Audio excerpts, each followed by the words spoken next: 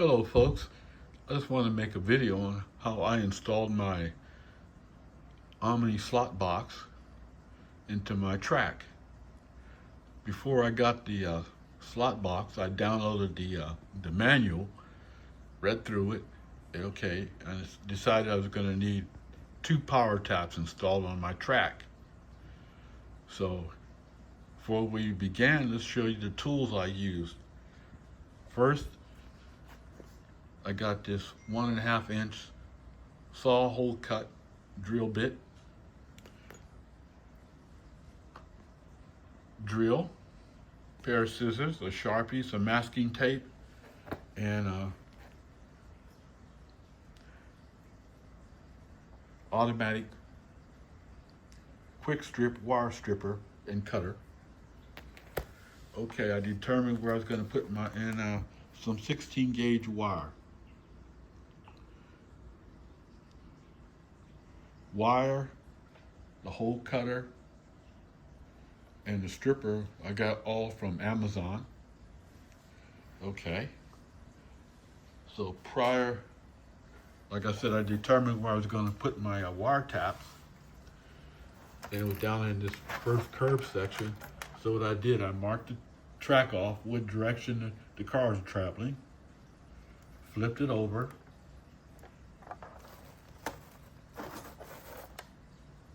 same thing, marked the arrow of the travel of the cars, and identify the rails. So we have rail 1, rail 2. Rail 1 is positive, rail 2 is negative, rail 3 is positive, and rail 4 is negative.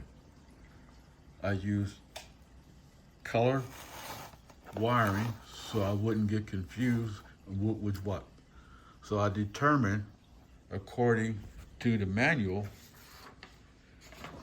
from OmniSlotBox, on how to set up your power taps. So since I had 2 rails, tap 1, positive would be white on rail 1, rail 2 would be green, rail 3, which was positive, would be red, rail 4, which would be negative, would be black. Also, I obtained the bus bars from Amazon, and each rail would have its own bus bar. So rail 1, rail 2, rail 3, and rail 4. Okay. So what I did, I stripped the wire back a little bit, bent it over, and just pushed the wiring into the rails. Okay. So we have all the rails here wired up properly. And so I drilled that 1.5 inch hole into the wood so the wires could drop through. So we have our power tap in position here. And also I had a curved lane changer.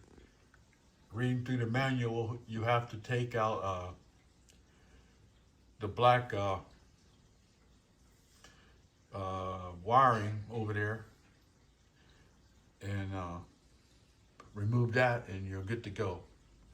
So we took care of that curve section, for the career track, according to the manual.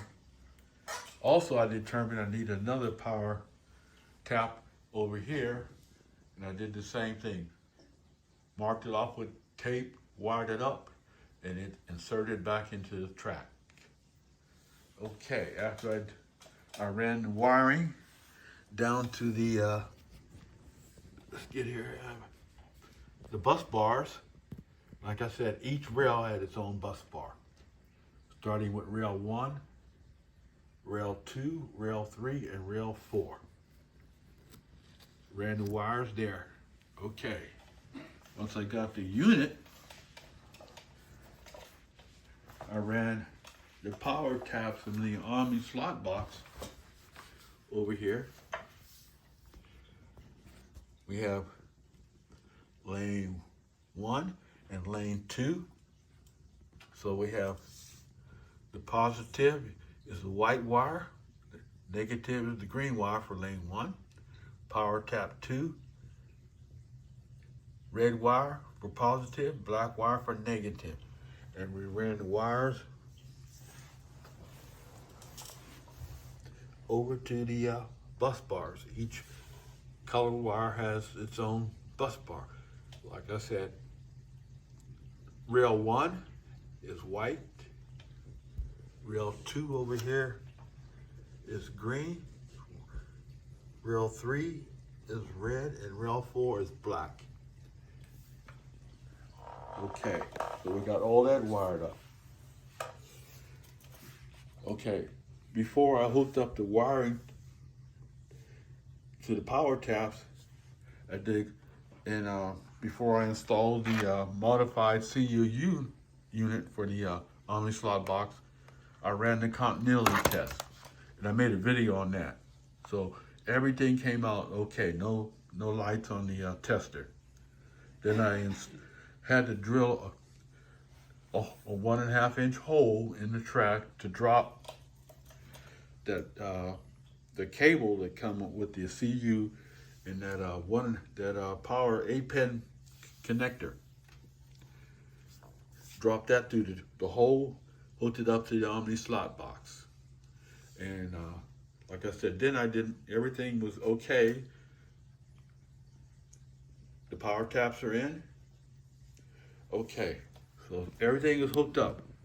Now I ran a test to make sure everything was okay. The OmniBox is powered on. I used 2 power supplies. They're wired in and got the green LEDs, so that means the power supply wires are hooked up okay. Come over here on the OmniSlotBox, we'll switch it down, it's in neutral. We'll switch it to digital first.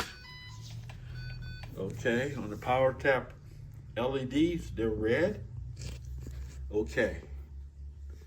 Now we'll switch the unit back. We'll go to analog. And once you hit your triggers, lane 1 is green.